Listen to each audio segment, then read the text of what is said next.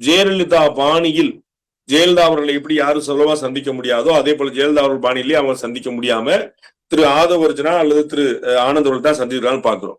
அப்ப 25 பேர் இருந்தாங்க. அதுல 4 பேர் ராஜினாமா பண்ணிட்டாங்க. ஒருத்தர் திரு சி.வி. சண்முகம் நீங்க குறிப்பிட்ட போல பார்க்காம இருக்கிறாரு. மிச்சம் இருக்கக்கூடிய 20 பேர் பார்த்திருக்காங்கன்னு பாக்குறோம். இதனால திரு இபிஎஸ் அவர்கள் செய்தது சரி, அவருடைய நிலைப்பாடு சரி என்று ஆகிவிட்டது ஒண்ணு. அதே சமயம் அதிமுக ஒருங்கிணைந்து விட்டதுன்னு சொல்ல முடியாது. இந்த அன்சர்டனிட்டி கண்டினியூஸ், அந்த ஒரு நிலையற்ற தன்மை தொடர்கிறது.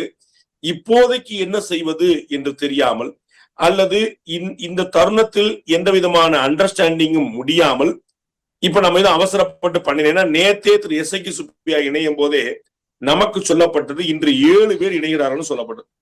ஆனா திரு எஸ்.ஐ.கே. சுப்பியா தனியா தான் இணைஞ்சாருங்கிற பார்த்தோம். அப்ப 7 பேருங்கிற நம்பரை அவங்க தெரியாம சொல்லியிருப்பாங்கன்னு எதிர்பார்க்கறதுல அது ஏதோ ஒரு காரணத்தினால முடியல அப்படின்னு நம்ம புரிஞ்சுக்கிறோம்.